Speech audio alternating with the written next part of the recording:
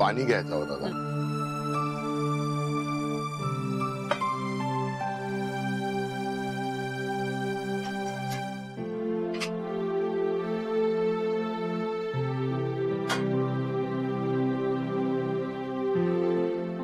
ताई काय प्रॉब्लेम आहे काय? काय म्हणजे तब्येत बरी आहे ना तुमची? मी छान आहे, मला काय झालंय? नाही नाही, मगाचपासनं बघतोय मी, तुम्ही एकदम काय बोलत नाही, काय नाही. त्यातलं काय टेन्शन वगैरे आहे काय? नाही टेन्शन नाही, पण मला जरा आरोहीची काळजी वाटते. आरूची काळजी? पण ती तर एकदम मजेत आहे. ते काय धुळवड किती एन्जॉय केली तिने बघितली ना तुम्ही? हो ते सगळं ठीक आहे, पण एक गोष्ट तुमच्या लक्षात आली आहे की नाही मला माहिती नाही. कुठली? आपण त्या पिकनिकहून आल्यापासून आरोहीचं वागणं जरा बदललंय. म्हणजे असं की पूर्वी नंदिनीला सांभाळण्यासाठी, तिची काळजी घेण्यासाठी आरोही अगदी जीवाचा आटापिटा करायची. म्हणजे नंदिनीची काळजी घेताना ती स्वतःकडे दुर्लक्ष करायची. पण आता नंदिनीच्या बाबतीत तिचं वागणं थोडं विचित्र वाटतंय मला. म्हणजे असं वाटतंय की तिला नंदिनीची जबाबदारी आता नकोशी वाटतेय. म्हणजे त्या जबाबदारीचा तिला खूप त्रास होतोय असं काही. नाही नाही वत्सला ताई, काय आहे, मी ना आरूला एकदम ती लहान असल्यापासून ओळखतो. अशी ती जबाबदारी टाळणारी पोरगी नाही. हो मलाही माहितीये ते, म्हणून तर मला आश्चर्य वाटतंय ना. आरोही नंदिनीच्या बाबतीत असं का वागतेय, त्याच्या पाठीमागे काहीतरी कारण असेल. ते कारण मला शोधून काढायचंय.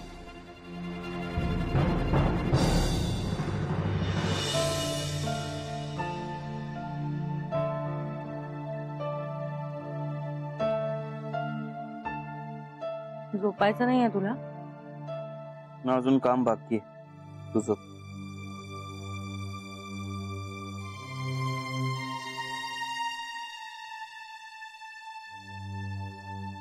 आरोही तू चांगली मुलगी नाहीयेस, तू बॅड आहेस. का असं का बोलतेस मला? तू अशी का वागलीस माझ्याशी?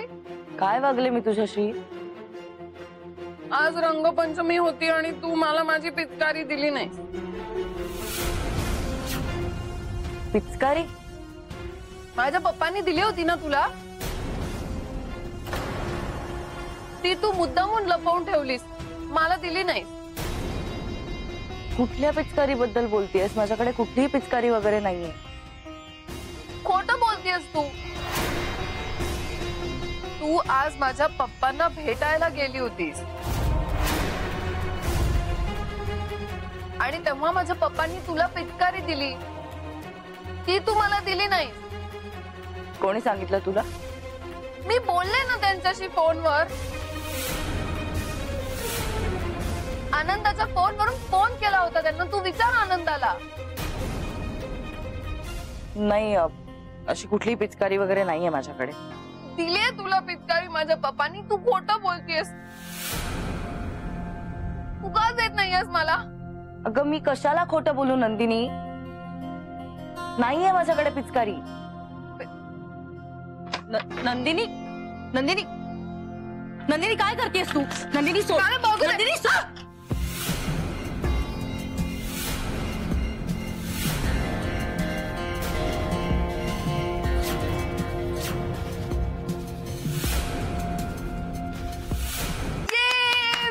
मिळाली माझी पिचकारी, मला मिळाली.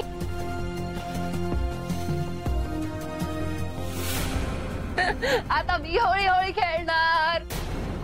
तू पण चल माझ्याबरोबर, आपण होळी होळी खेळूया. चल. येस माझी पिचकारी. आरोही ही तीच पिचकारी आहे ना जी माझ्या पप्पांनी तुला मला द्यायला दिली होती? मग तू तुझ्या पर्स मध्ये का लपवून ठेवलीस? तन्मय, ही पिचकारी मी नाही ठेवली आहे माझ्या पर्स मध्ये. पण पप्पा काय खोटं बोलतील का माझ्याशी? ते बोलले मला फोनवर, मी त्यांना फोन केला होता आनंदाच्या फोनवरून. हे तू आनंदाला विचार. ते मला बोलले की मी तुझ्यासाठी पिचकारी दिली आरोहीकडे, ती घे म्हणून. आणि मी कन्फ्युज झाले कारण तू मला पिचकारी दिलीच नाही. तू खोटं बोलतेस नंदिनी. काल मी राया काकांना भेटले होते तेव्हा ही पिचकारीच काय, इतर कुठलीही गोष्ट दिली नाहीये त्यांनी मला.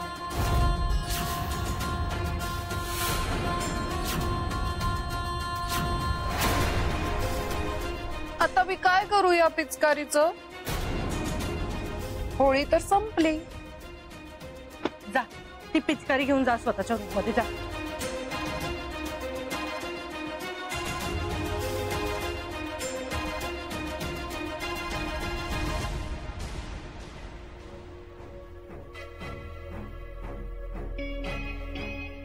तन्मय, मला ना काहीतरी सांगायचंय तुला. माझ्याकडे वेळ नाहीये, खूप काम आहे माझ्याकडे.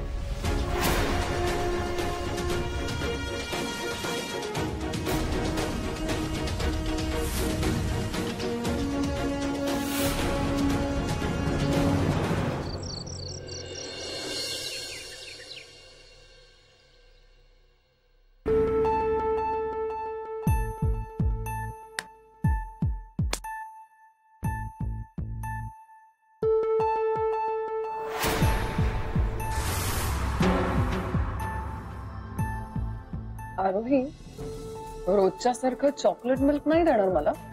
जा तुझ्या रूम मध्ये जाऊन बस, मी दूध घेऊन येते.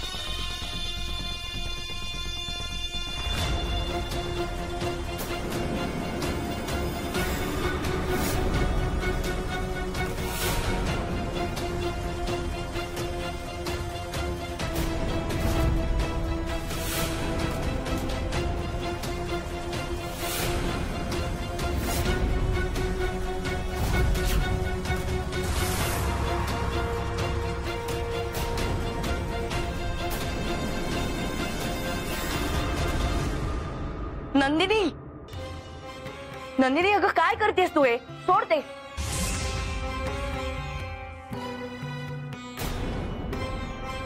कुठे काय? मी काय केलं?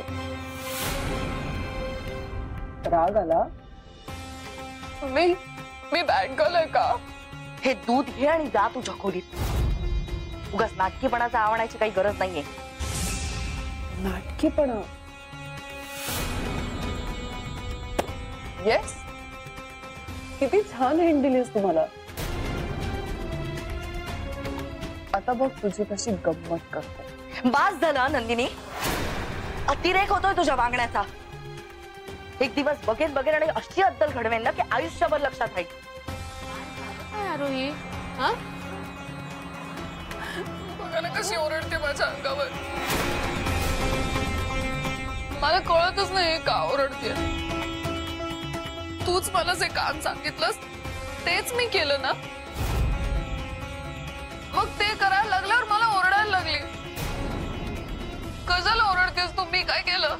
You are a bad girl. अगं ए नंदिनी, नंदिनी. आरोही, अगं तिला एक तर काय समजत नाही ती काय करते. पण तू एवढी समजूतदार मुलगी आहेस, तू काय एवढी चिडतीये? शांत हो जरा. काय आणि काय केलं काय तिने एवढं? काय? ओ, डाळ तांदूळ एकत्र केले एवढंच ना? ठीक आहे ग, आपण त्याची खिचडी करू ना. तू असं स्वतःला त्रास करून घेऊ नका. नाही आई, त्याचं काही फार मोठं टेन्शन नाहीये खरं तर. थालीपीठाची भाजणी करायचीच आहे ना, त्यात हे मिश्रण वापरेन. आणि तुम्ही बरोबर बोलता, उगाच चिडचिड केली मी तिच्यावर. मग मी जाऊन बघते तिच्याकडे आणि समजावते तिला. आरोही, थोडा वेळ जाऊ दे, आता लगेच जाऊन समजूत काढू नकोस तिची. तिला सुद्धा कळू दे की ती जर चुकली तर तू रागवणार. लहान मुलांशी वागताना शिस्त आणि लाड दोन्हीचा तोल सांभाळावा लागतो, कळलं?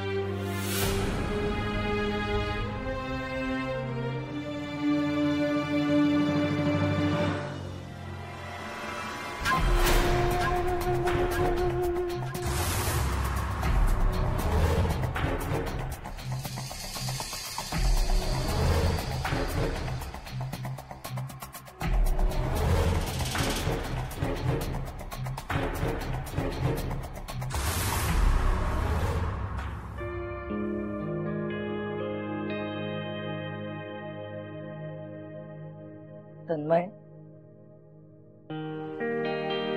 ऑफिस मधून परत कधीपर्यंत येणार आहेस? माहित नाही. तन्मय, मला काहीतरी सांगायचंय तुला. कशाबद्दल? नंदिनी बद्दल. आपल्यात नंदिनी बद्दल बोलण्यासारखं काही राहिलेलं नाही. तन्मय, अरे मला काय सांगायचं एकदा ऐकून तरी घे. हे बघ आरोही, नंदिनीचा विषय सोडून मला जर काय कळणं महत्वाचं असतं तर तू मला आधीच सांगितलं असतंस. तन्मय, मला काय सांगायचं ते एकदा ऐकून तरी घे. मला लेट होतंय, मी निघतो.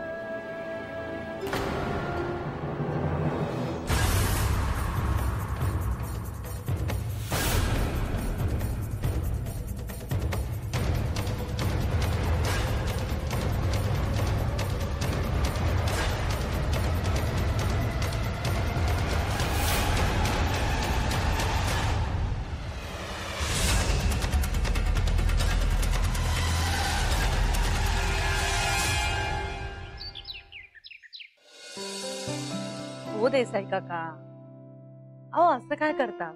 तुमचे पाहुणे ते आग्र्याचे पाहुणे की नाही? हो, काहीच हरकत नाही. तुम्ही अगदी निसंकोचपणे घेऊन या त्यांना. हो हो, ठीक आहे. अरू, तू या पोरीला ही असली कसली शिक्षा केली? शिक्षा? कुठली शिक्षा? अगं, ही बोलते काय दुपारपासून ही डाळ आणि तांदूळ काय ते निवडत बसली आहे म्हणून. मी बोललो तिला की तू ही असली कामं कशाला करते. मला बोलते कशी की आरुनी मला शिक्षा केली म्हणून, असा बोलली. काय? आरोही, अगं तू तर मला म्हणाली होतीस की ते डाळ तांदूळ भाजणीसाठी वापरणार म्हणून. मग तिला काय निवडायला दिलेस, आणि तेही शिक्षा म्हणून? नाही आई, मी तिला कुठलीही शिक्षा वगैरे दिली नाहीये. खोटं बोलतीये ती. तुम्हाला तर माहितीच आहे आई, मी नंदिनीला चुकून सुद्धा कधी काम सांगत नाही. मी नाही खोटं बोलत आहे, तूच खोटं बोलतीये. तूच मला म्हणालीस ना की हे काम कर म्हणून, आणि म्हणाली काय माहितीये का की बघ आता मी तुला कसा धडा शिकवते, आणि म्हणाली की जर तू हे केलं नाहीस तर मी तुला जेवायला नाही देणार. अजिबात नाही, मी असं काहीही बोलले नाहीये हिला. माझ्यावर विश्वास ठेवा, ही खोटं बोलते. मी रागवले ना कोणावर तरी चुकून सुद्धा अशी शिक्षा नाही देणार मी कोणाला. पण मी बघितलं आरू, ती मान अशी चेपत होती पण ते धान्य निवडत बसलेली होती खरं. आणि आता तर हे निवडून निवडून माझे डोळे पण दुखायला लागले. होय काय? नाही पण मी काय बोलतो, तू आरूला नाहीतर इतर कोणाला वाईट वाटेल असं वागायचाच नाही ना. मग तू तुझा काय ते खेळायचा ना, नाहीतर ते पेंटिंग ड्रॉइंग काय काढतेस ते काढायचा, मजा करायची आपण. चालेल, सॉरी. मी जाऊ खेळायला? हा जा जा, तू खेळ, मजा कर, जा. आरोही, तुला वाईट वाटलं असेल का? आम्ही समजावतो तिला. हा दे ते माझ्याकडे दे. हा जा आता. Okay, bye. तशी पोरगी चांगली आहे, पण कधी कधी डोका फिरल्यासारखी वागते.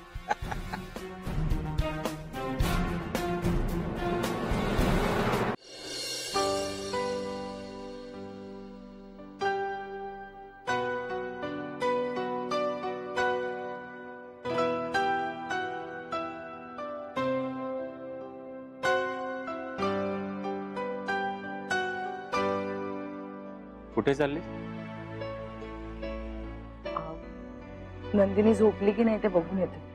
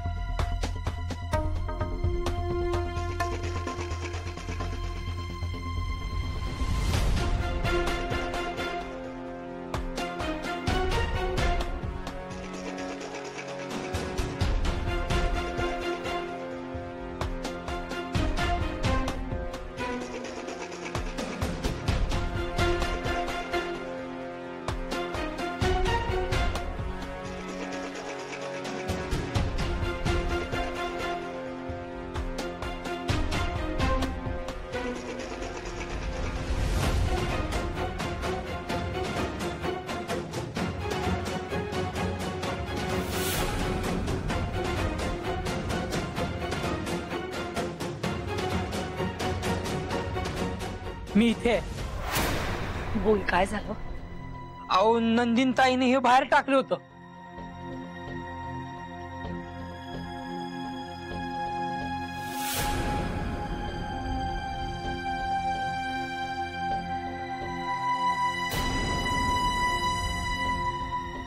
आणि दुकानातून बाहेर येताना असल्याच 2 पिशव्यांमध्ये काहीतरी घेतलं होतं त्यांनी. आलं लक्षात.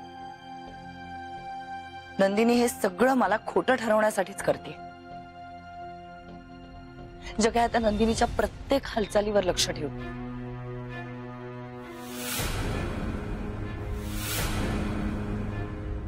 बरं, हे घे. अहो, हे काय? अरे, हे फार्म हाऊस साठी भरलेले पैसे होते. राया काकांना परत दे.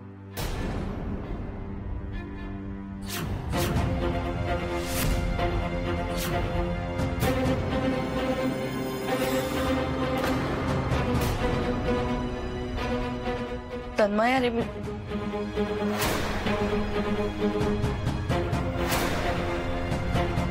जग्या, मी तुला सोपवलेलं काम तू अगदी व्यवस्थितपणे कर. नंदिनीच्या बाहेरच्या प्रत्येक हालचालीवर अगदी बारकाईने लक्ष ठेव. आणि तुला काही कळलं ना तर मला ताबडतोब कळवशील.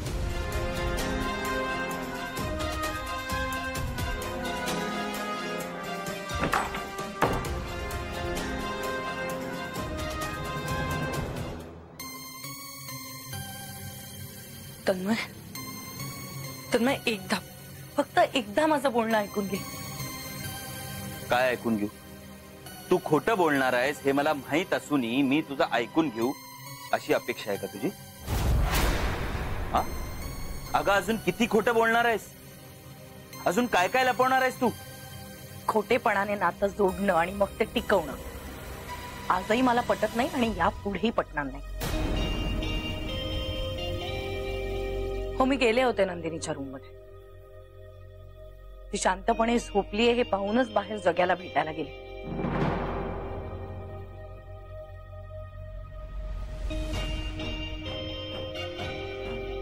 नंदिनीच्या वागण्यावरून मला संशय यायला लागलेला. ती खरोखरची मनोरुग्ण आहे की ती फक्त मनोरुग्ण असल्याचं नाटक करते. आणि मग ही शंका मी राया काकांना बोलून दाखवल्यावर त्यांनीच माझी मदत करण्याचा निर्णय घेतला. त्यांनीच मला सुचवलं की नंदिनीला त्यांच्या एकट्याच्या जीवावर सोपून आपण सगळ्यांनी कुठेतरी बाहेर जाऊया. आणि मग मी पिकनिकचा प्लॅन मोजला. रायाच्या पैसे हो ना? नाही तन्मय, त्यांनी बुकिंगसाठी भरलेली अमाऊंट मी आत्ता जग्याला तुझ्या समोर परत केली. तुला एवढा स्वाभिमान होता तर त्या दिवशी रायाकडून पैसे का घेतले तू? मी कधी घेतले त्यांच्याकडनं पैसे? मी स्वतः बघितलंय आरोही. राया जबडेने तुला पांढऱ्या पिशवीत पैशांचं बंडल दिलं होतं, ते अजूनही आपल्या कपाटात आहे. तन्मय, अरे तू दोन वेगवेगळ्या गोष्टींची गल्लत करतोयस. त्या पांढऱ्या पिशवीतून राया काकांनी मला पैसे नाही, देवीचा प्रसाद दिला होता. आणि आपल्या कपाटातल्या पैशांबद्दल बोलशील तर ते त्या जुन्या अकाउंट मधून काढून आणले, जे काही दिवसांपूर्वी मी जाऊन बंद करून आले. आणि मला असं वाटतं मी सांगितलंही होतं तुला तन्मय.